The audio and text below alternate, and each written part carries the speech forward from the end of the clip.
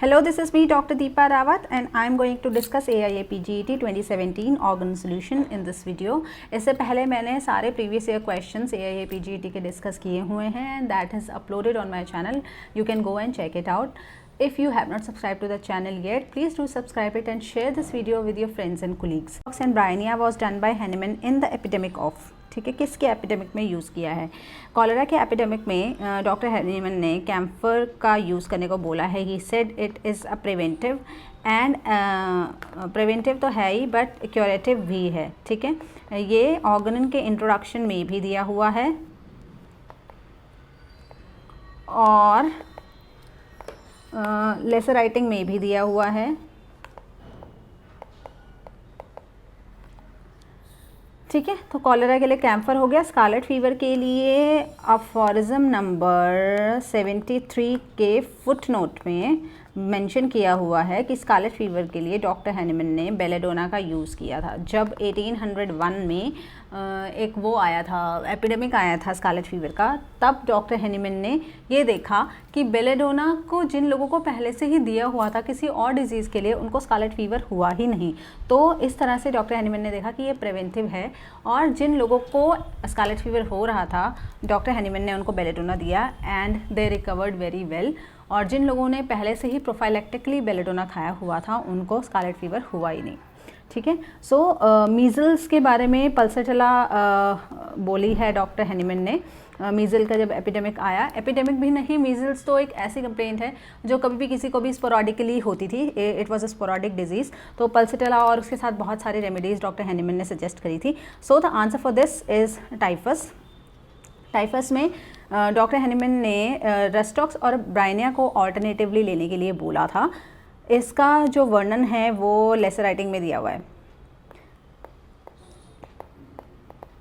ठीक है, वहाँ से हमने उठाया है. तो इसका थोड़ा सा जो पैराग्राफ है, जो थोड़ा सा सेक्शन है, वहाँ से मैंने लिया है. तो यहाँ पे हम देखते हैं कि लेसर राइटिंग में क्या लिखा हुआ है डॉक्टर हैनीमन ने. In the introduction of the proving of Rustox, Hahnemann referred this satisfaction to his success in the treatment of this epidemic of typhus. Out of 183 patients whom I treated for this infection in Leipzig, I did not lose one, which excited a great sensation among the members of Russian government and occupying Dresden, but was taken no notice of by the medical authorities. ठीक है, तो यहाँ पर doctor Hahnemann ने जब रेस्टॉक्स की बात कर रहे थे तो उन्होंने ये बोला कि कैसे उन्होंने एपिडेमिक ऑफ टाइफस को रेस्टॉक्स से हटाया. तो यहाँ पर डॉक्टर हैनीमन ने बोला था फर्स्ट स्टेज में रेस्टॉक्स एंड ब्रायनिया ऑल्टरनेट दी जाएगी. ठीक है, तो रेस्टॉक्स के क्या रहेगा, देने का क्या रहेगा? अगर जो आपका पेशेंट है, ठीक है, वो शूटिंग पेन का कंप्लेन कर रहा है या फिर जैसे बैठा हुआ है उस टाइम ही उसको दर्द बहुत ज़्यादा हो रहा है, बहुत ज़्यादा एनोरेक्सिया है, प्रोस्ट्रेशन है, बहुत कफ हो रहा है, बहुत वीकनेस उसको फील हो रही है, तब हम रेस्टॉक्स देते हैं. फ्रीक्वेंटली उसको रिपीट करना है. ठीक है, और ब्रायनिया कब देते हैं? अगर आपका पेशेंट जो है डिजीनेस की कंप्लेन कर रहा है या पेन जो है सर में है, थ्रोट में है, चेस्ट एब्डोमेन में है, उस तरह की कंप्लेंट्स अगर वो बोल रहा है तब हम उसको ब्रायनिया देंगे. और दोनों ही मेडिसिन को ऑल्टरनेटिवली देना है फर्स्ट स्टेज में. ठीक है, और डॉक्टर हैनीमन ने यूज़ करी थी 12C की पोटेंसी, जो इसके टाइफस के जो एपिडेमिक में यूज़ करी थी वो 12C की पोटेंसी डॉक्टर हैनीमन ने यूज़ करी थी. सेकेंड स्टेज में डॉक्टर हैनीमन ने बोला कि जब सेकेंड स्टेज आएगी ना तो उसमें हायोस दो. ठीक है, इंडिकेशन थी हायोस की सेकेंड स्टेज में, जब जो है डिलीरियम सेट होने लग जाए, डिजीज़ जो है वो मेटास्टेटाइज करने लग जाए और माइंड आपका इफ़ेक्ट होने लग जाए. ठीक है, तब जो है पेशेंट को ये हायोस देना है. जब पेशेंट खाने का भी मन नहीं कर रहा है, पीने का भी मन नहीं कर रहा है, डिलीरियस स्टेट में चला जा रहा है और वो गुस्सा जिस तरीके से कर रहा है, इररिलेवेंट आंसर्स दे रहा है, तब हम हायोस देंगे. वो डिजीज़ का सेकेंड स्टेज है. थर्ड स्टेज में नाट्राई स्पिरिटस डल्कस थर्ड स्टेज में दिया था. नाट्राई स्पिरिटस डल्कस ये मेडिसिन दिया था, डल्कस. ठीक है, तो इस तरह से उन्होंने 3 स्टेजेस के बारे में बात करी और कैसे कैसे फर्स्ट स्टेज में हमें रस्टॉक्स और ब्राइनिया को ऑल्टरनेटिवली देना चाहिए. So the answer was typhus. Fish brine odour is characteristics of which miasm. ये बहुत बार क्वेश्चन आ चुका है. This is sycosis. इसमें तो आपको याद ही करना पड़ेगा कि सोरा के कौन से सिम्टम्स हैं और साइकोसिस में क्या क्या होता है, सीडोसोरा में क्या होता है, सिफिलिस में क्या क्या होता है, ट्यूबरकुलर मायाजम में क्या होता है, कैंसर मायाजम में क्या होता है. तो ये तो जस्ट रटने वाला बात है. क्वेश्चन वैसे बहुत ज़्यादा इधर उधर से नहीं आता है. मैंने अभी तक जितने देखे आई थिंक 3 या 4 क्वेश्चंस ही आए हैं मायाजम के सिम्टम्स से, और ये फिश ब्राइन वाला तो 2-3 बार तो ये फिश ब्राइन वाला ही आ चुका है. Doctrine of vital force was introduced in which edition of organ of medicine. तो इसके बारे में हम बात करेंगे कि कौन से एडिशन में डॉक्ट्राइन ऑफ वाइटल फोर्स आया था. सबसे पहले तो हम ये बात करते हैं सेकेंड एडिशन में क्या क्या हुआ था. ठीक है, सेकेंड एडिशन में क्या क्या हुआ था, सेकेंड के बारे में पूछा है ना. सेकेंड एडिशन में सबसे पहले तो नेम चेंज हो गया था.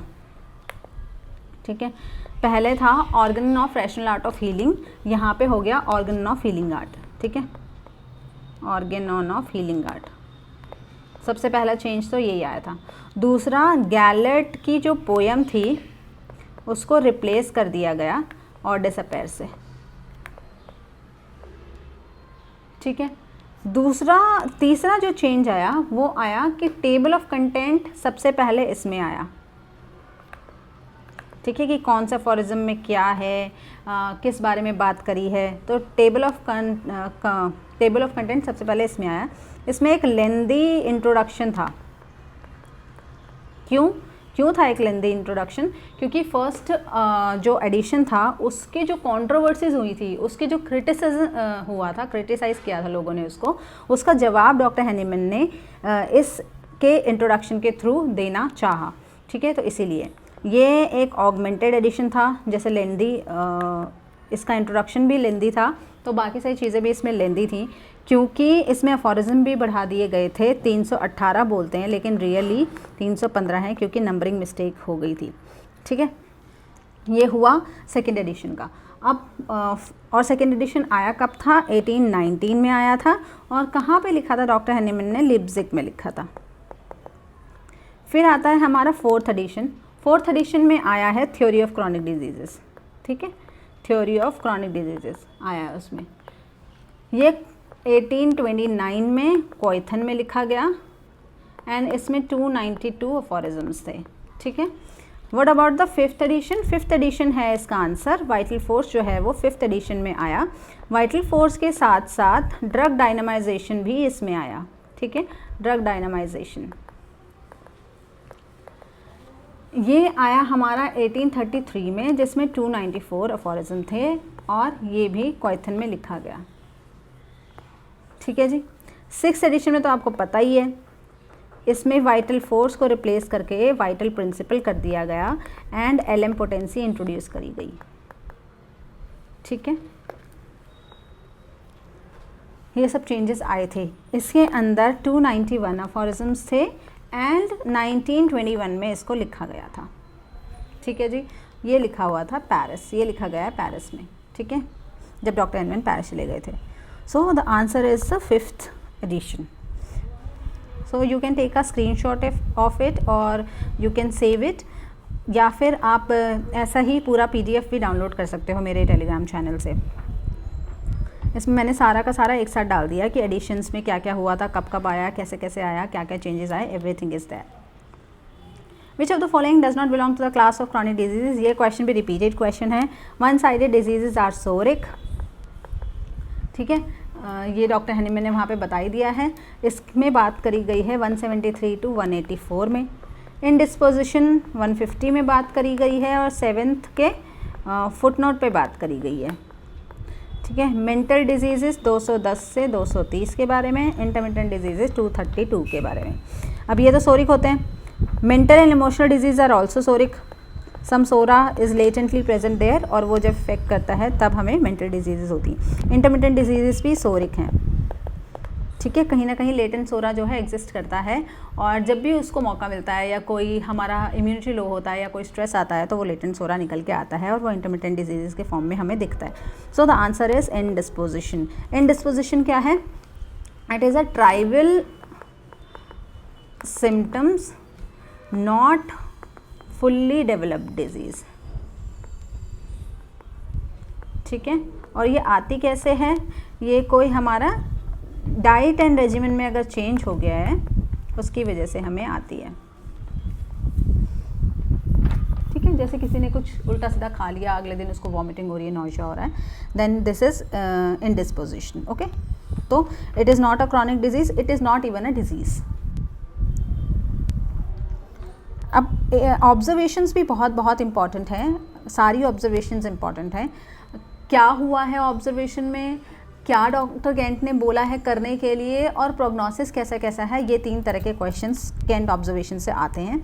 8th observation is about what? It is about idiosyncrasy. ये सिंपल है, अगर याद है तो आता है तो कर सकते हो, नहीं तो नहीं। डॉक्टर ने सिग्नेचर के बारे में कोई ऑब्जर्वेशन के बारे में नहीं बोला, पैलिएशन के बारे में बोला है, टोटोपैथी के बारे में नहीं बोला। पैलिएशन के बारे में कब बोला है? जब आपकी डिजीज़ जो है वो क्योरेबल है ही नहीं, ठीक है, तब उसको पैलिएट करने की ज़रूरत है। ये डायरेक्टली तो 7th ऑब्जर्वेशन में बोला है, बट थोड़ा बहुत इसके बारे में 1st ऑब्जर्वेशन में भी बताया हुआ है कि आपका जो डिज़ीज़ है वो ऑलरेडी इनक्योरेबल है, एंड या फिर आपने कोई डीप रूटेड उसको वो दे दिया है, एंटीसोरिक दे दिया है, उसकी वजह से एग्रेवेशन हो रहा है, एंड पेशेंट एग्रेवेशन में जाएगा क्योंकि पेशेंट क्योरेबल है ही नहीं, तो आपको उसको पैलिएट करना पड़ेगा।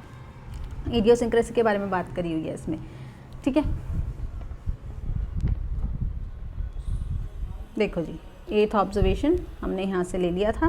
And some patients approve every remedy, the patient incline to be hysterical, overwrought, over sensitive to all the things, they are somewhere the idiosyncratic patients. तो उसमें आपको क्या करना है? उसमें आपको 30 या 200 पोटेंसी से ऊपर नहीं जाना है अगर आप एक्यूट क्रॉनिक डिजीज़ की ट्रीट कर रहे हो तो, ठीक है, और ज़्यादा से ज़्यादा आप 500 पोटेंसी पे जा सकते हो, उससे ऊपर नहीं जाना। अगर आपने ऐसे मेडिसिन हाई डिग्री की दे दी हैं किसी पेशेंट को और वो उसको प्रूव कर रहा है या उससे उसको रिएक्शंस हो रहे हैं, तो वापस आप आ सकते हो 30 पोटेंसी पे। मान लो आपने उसको 1 mg दिया था पर वो उसको प्रूव कर रहा है, तो वापस आप 30 पे उसी के आ सकते हो। इससे क्या होगा कि 1 mg का जो डोज आपने दिया है वो एंटीडोट भी हो जाएगा और मेडिसिन दोबारा से एक्ट करना शुरू कर देगी। Law of minimum is not applicable in homeopathic treatment of. इसके बारे में डॉक्टर हैनीमैन ने क्रॉनिक डिजीज़ में बात करी हुई है कि वैसे तो हम हर जगह लॉ ऑफ मिनिमम को यूज़ करते हैं, मतलब मिनिमम डोज देनी है पेशेंट की वाइटैलिटी को स्टिमुलेट करने के लिए। बट यहाँ पर क्या होता है, जब आपका प्राइमरी स्टेज होता है सोरा का या किसी भी मायाज़म का, तब आप उसमें large doses of specific medicine देते हो। ठीक है, स्पेसिफिक मेडिसिन यानी कि उस मायाज़म से related medicine, large doses of specific medicines। Latent psora में तो कुछ करना ही नहीं है, जब वो लेटेंट है उसको चुपचाप पड़े रहने दो। सेकेंडरी स्टेज ऑफ सिफिलिस मायाज़म, जब सेकेंडरी स्टेज में आ जाता है ना मायाज़म, तो वो अपने और सिम्टम्स अलग तरीके से शो करने लग जाता है, तब आपको उसको लार्ज डोजेस नहीं देना है। लार्ज डोजेस हमें प्राइमरी स्टेजेस में ही देना है ताकि वो डेवलप ही ना हो। ठीक है, apparent symptom caused by excess of homeopathic medicines during administration of indicated medicine in 50th millisimal scale potency is known as skin symptoms। ठीक है, ये एक होम्योपैथिक एग्रावेशन ही होता है जब आप 50th मिलीसिमल स्केल की पोटेंसी को देते हो पेशेंट को और वो उसकी वजह से होम्योपैथिक एग्रावेशन होता है, तो उसको स्किन सिम्टम्स बोलते हैं। ये जैसे जैसे आप डोजेस को कम करते जाओगे ये सिम्टम्स जो है निकलते चले जाएंगे, क्योंकि ये एक्सेस होम्योपैथिक मेडिसिन की वजह से है। तो जैसे जैसे आप डोजेस कम करोगे वैसे वैसे आपके सिम्टम्स भी चले जाएंगे। एक्सीडेंटल सिम्टम्स कौन से होते हैं? जो अचानक से हमको मिल जाते हैं। ठीक है, जैसे एक्सीडेंटल सिम्टम्स हो गए, जैसे आप कोई पेशेंट का केस ले रहे थे लेकिन एक्सीडेंटली आपको कोई और सिम्टम उसमें नज़र आ गया, या फिर कभी कभी जो हम जैसे ड्रग प्रूविंग कर रहे हैं या फिर हम चाहते हैं कि ये ड्रग का हमें सारे पिक्चर मिल जाए, तो कहीं पे किसी पॉइजनिंग वगैरह से वो उस पेशेंट ने उसको लिया हो, जैसे ओपियम का कोई किसी ने लिया हो। ठीक है, पॉइजनिंग में जो सिम्टम्स आते हैं उनको हम एक्सीडेंटल सिम्टम्स बोलते हैं कि गलती से उसने पेशेंट ने उसको खा लिया था, उसको खाना नहीं था, लेकिन उसने जब खाया तो उसको ये चीज़ें देखने को मिली, तो वो होते हैं एक्सीडेंटल सिम्टम। पैथोगोनोमिक सिम्टम्स तो जो उस डिज़ीज़ को या उस मेडिसिन को पूरी तरह से एक्सप्लेन कर दे, उसको बोलते हैं पैथोगनोमिक सिम्टम्स। एसेसरी मायाज़म तो है ही नहीं, एसेसरी मायाज़म में तो वूपिंग कफ, ठीक है, एक तो वूपिंग कफ है, एक है मीज़ल्स, एक है स्मॉल पॉक्स, ठीक है, ये है एसेसरी मायाज़म हमारे। तो ये अफॉरिज्म 248 6th एडिशन में बोला है, क्योंकि 6th एडिशन में ही 50th मिलिसिमल स्केल को इंट्रोड्यूस किया गया था और वहाँ पे स्किन सिम्टम्स के बारे में बात करी है। In a patient suffering from recurrent attack of allergic rhinitis, the chronic symptoms are expressed more clearly. कब होते हैं? During the attack? No. Attack के टाइम पे तो वो क्या हो सकता है, वो उसके सिम्टम्स काफ़ी हद तक चेंज हो सकते हैं। मान लीजिए आपको क्रॉनिक प्रॉब्लम है, प्रॉब्लम क्रॉनिक है, एक्यूट नहीं है, क्रॉनिक इशू है आपका, क्रॉनिक डिजीज़ से कोई पेशेंट सफ़र कर रहा है, तो वो उसका जो डिज़ीज़ का एग्रवेशन यहाँ पे डिजीज़ का एग्रवेशन हुआ है, ठीक है, उसको पीरियोडिकली होता है। तो ये जो बीच में जहाँ पर फ्लैट लाइन है, जहाँ पर डिजीज़ एग्रवेट नहीं कर रही है, वो जो सिम्टम्स होते हैं वो मेन सिम्टम होते हैं to prescribe any remedy to the patient. यहाँ पे आप क्रॉनिक रेमेडी दोगे, जब एक्यूट फेज़ आएगा हो सकता है आपको कोई एक्यूट रेमेडी भी देनी पड़ जाए, ठीक है। ऐसा ज़रूरी नहीं है कि क्रॉनिक से ही काम चल जाएगा। उसमें मोस्टली क्या होता है, या तो जो आपकी रेमेडी चल रही है उसको फ्रीक्वेंटली हाई डोजेस में देना पड़ता है या फिर हायर पोटेंसी में देना पड़ता है, अदरवाइज़ आपको कोई और ही एक्यूट रेमेडी सिलेक्ट करनी होती है पेशेंट को रिलीफ देने के लिए। तो रिकरेंट अटैक है एलर्जिक राइनाइटिस का, और chronic symptoms are express most clearly in chronic symptoms during the attack कभी भी नहीं आएंगे, ये सिम्टम्स यहाँ पे कुछ और रहेंगे और यहाँ पे कुछ और रहेंगे। At the end of the attack, yes it is the right answer. During the indisposition, इसका तो कोई मतलब ही नहीं बनता, ये तो क्रॉनिक डिजीज़ है ही नहीं। At the beginning of the attack, no. At the beginning of attack भी बहुत सारी चीज़ें अलग होती हैं। बिगिनिंग ऑफ अटैक में क्या होता है, शुरुआत हो रही होती है तो वो चिड़चिड़पन या कोई और चीज़ उसके साथ आ रही है, एसोसिएटेड है, तो वो भी एक क्लियर पिक्चर हमें नहीं दे पाता, क्योंकि पेशेंट अपने वो फॉर्म में नहीं होता है, जो रियल वो होता है वो एक्चुअली वो पेशेंट होता ही नहीं है। इसलिए not at the beginning of the acute attack, it is the end of the acute attack, so that you can, यहाँ पर आपका अटैक शुरू हुआ यहाँ पे एंड हो गया। अब यहाँ से जो सिम्टम्स शुरू हो रहे हैं, क्योंकि पेशेंट अब थोड़ा सा रिलैक्स हो चुका है, वो सोच सकता है कि उसके साथ क्या हुआ है, क्या होता है, क्या चीज़ें उसको इफेक्ट करती है, क्या नहीं करती। अब ड्यूरिंग अटैक उसको एलर्जिक राइनाइटिस है, उसको छींकें आई जा रही है, उसकी नाक बह रही है, उसके सर में दर्द हो रहा है, उस टाइम अगर आप उससे क्रॉनिक केस टेकिंग करोगे या कुछ भी पूछोगे तो वो नहीं जवाब दे पाएगा, ठीक है। जब वो थोड़ा रिलैक्स होने लग जाता है तब जो करेक्ट पिक्चर आती है हमारे पास, वो है real picture of chronic symptoms, ठीक है। Hahnemann has recommended palliative treatment in which of the following conditions, ये भी बहुत इजी है। डिस्मेनोरिया में तो बिल्कुल भी नहीं, ट्रू क्रॉनिक डिजीज़ में तो पैलिएशन हो ही नहीं सकता, इंडिस्पोजिशन तो कोई डिजीज़ है ही नहीं, तो इसमें पैलिएशन होने का मतलब बनता ही नहीं है। तो sudden accidents with danger of line, जहाँ पर डॉक्टर हैनीमन ने सस्पेंडेड एनिमेशन के बारे में भी बात करी है, ठीक है। सस्पेंडेड एनिमेशन, जहाँ पर हमारी वाइटल फोर्स अभी रिएक्टिव है ही नहीं, चाहे कोई हमें शॉक लग गया हो, ड्राउनिंग हो गया हो या एस्फाइक्सिया हो गया, इस तरह की कंप्लेन है जहाँ पर हमारी वाइटल फोर्स अभी सस्पेंडेड है और होम्योपैथिक मेडिसिन को एक्ट करने का अभी टाइम नहीं है, तब उसको ऐसी कुछ ट्रीटमेंट देनी पड़ती है, पैलिएटिव ट्रीटमेंट देनी पड़ती है और उसकी वाइटल फोर्स को एकदम से अराउज करना पड़ता है। तो इसके बारे में डॉक्टर हैनीमन ने बात करी है 67th अफॉरिज्म के फुटनोट में, ठीक है।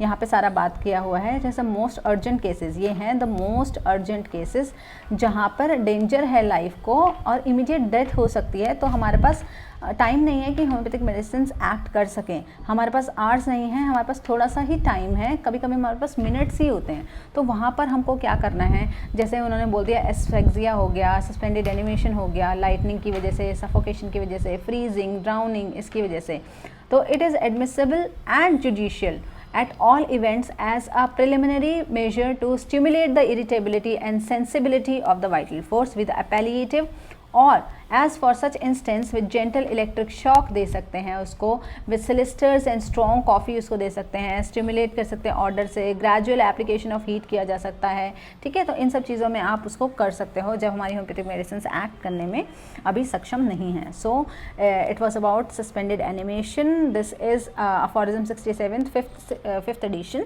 और उसके फुटनोट में ये दिया हुआ है। Change of the remedy is recommended when, आपको चेंज कब करनी है रेमेडी, it is again from Kent's observation, है ना, कैंट की ऑब्जर्वेशन देखोगे ना तो वहीं से ही है ये देखा जाए तो क्वेश्चन। अगर कैंट की ऑब्जर्वेशन आपको अच्छे से आती हैं तो ये क्वेश्चन का आंसर भी आप कर सकते हो। चेंज रेमेडी कब करनी है? Symptoms change and patient is not improving, yes we can do this. Case is following the Hering's law of cure, तो इसमें तो बिल्कुल चेंज करना ही नहीं है, ये बिल्कुल नहीं हो सकता। जब पेशेंट हेरिंग्स लॉ को फॉलो कर रहा है उस टाइम पे आपको रेमेडी को बिल्कुल टच नहीं करना है, उसको छेड़ना नहीं है, उसको कुछ भी इंटरफेयर नहीं करना है, ठीक है। होम्योपैथिक एग्रेवेशन हो रही है तब भी रेमेडी चेंज करने की ज़रूरत नहीं है। होम्योपैथिक एग्रेवेशन हो रही है तो इसका मतलब आपको थोड़ी देर के लिए दवा और पेशेंट को अकेला छोड़ना है। जैसे जैसे आप दवा की डोजेज कम करोगे या रोकोगे तो होम्योपैथिक एग्रेवेशन चला जाएगा, वहाँ पे रेमेडी चेंज करने की ज़रूरत नहीं है। Symptom change and patient is improving, अगर ऐसा हो रहा है कि सिम्टम चेंज हो रहे हैं, पेशेंट फिर भी इम्प्रूव कर रहा है तो भी हमें रेमेडी चेंज करने की ज़रूरत नहीं है, क्योंकि हो सकता है उसके ओल्ड सिम्टम्स वापस आ रहे हों, ठीक है। जो हमारा ऑब्जर्वेशन 11th ऑब्जर्वेशन है कि ओल्ड सिम्टम्स वापस आ रहे हों बट पेशेंट हमारा इम्प्रूव करता जा रहा है, उसको अच्छा लग रहा है। हेरिंग्स लॉ ऑफ क्योर के बारे में क्या है कि ओल्ड सिम्टम्स वापस आ रहे हैं तो वो भी हेरिंग्स लॉ ऑफ क्योर ही है, ठीक है। होम्योपैथिक एग्रेवेशन है तो इसमें तो कुछ बात करनी ही नहीं। ये हमारा थर्ड एंड फोर्थ ऑब्जर्वेशन में बोला है कि क्विक एग्रेवेशन होती है ना, होम्योपैथिक एग्रेवेशन तो क्विक होती है, थोड़े टाइम के लिए रहती है फिर चली जाती है, या कभी कभी होम्योपैथिक एग्रेवेशन होती ही नहीं है, ठीक है, तो इसमें नहीं करेंगे। Symptom change and patient is not improving, this is the right answer. अब ये कब कब हो सकता है? अगर मैं कैंट ऑब्जर्वेशन की बात करूँ तो ये कब कब हो सकता है? ये हो सकता है उन केसेस में ऑब्जर्वेशन फर्स्ट में जहाँ पर हमारी एंटीसोरिक डीप है, ठीक है। एंटीसोरिक आपने डीप दे दी तो डिस्ट्रक्शन पहले से ही हो रखा और डिस्ट्रक्शन होने लग जाएगा, तो आपको चेंज करनी है, पहले एंटीडोट करनी है, ठीक है। दूसरा जो ऑब्जर्वेशन हम लें अगर यहाँ पे फिफ्थ, जहाँ पर आपका सुपरफिशियल रेमेडी है, only remedy is only superficial, just a second, remedy is only superficial, वहाँ पे भी आपको रेमेडी चेंज करनी पड़ेगी बिकॉज आपने पूरी तरह से पेशेंट को अभी एड्रेस नहीं किया है। सिक्स्थ में क्या है?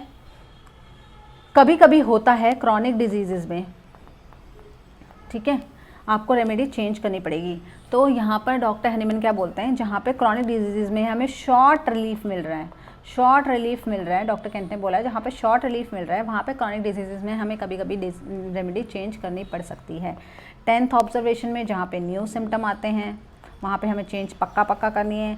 12th ऑब्जर्वेशन में जहाँ पे रॉन्ग डायरेक्शन चली जाती है वहाँ पे भी हमें एंटीडोट ही करना है, ठीक है, एंटीडोट करो, चेंज करो, ठीक है। तो यहाँ पे हैं जहाँ पे हम मेडिसिन को हमें रिकमेंडेशन है कि उसको चेंज करना चाहिए। So I think this is it for today, this was the last question. ये सारे के सारे अब हमने 17 से लेकर 24 तक के सारे ही क्वेश्चंस को एड्रेस कर दिया है, उसके सॉल्यूशंस को भी देख लिया है। तो ये सब के सब मैंने अपने चैनल पे अपलोड कर दिए हैं, आप वहाँ से जाके चेक कर सकते हैं। अगली बार हम और बाकी क्वेश्चंस जो प्रैक्टिस क्वेश्चंस हैं उसको मैं सॉल्व करके डालूँगी। सो स्टे ट्यून्ड, तब तक के लिए thank you so much for watching me and do subscribe and like the video. Thank you.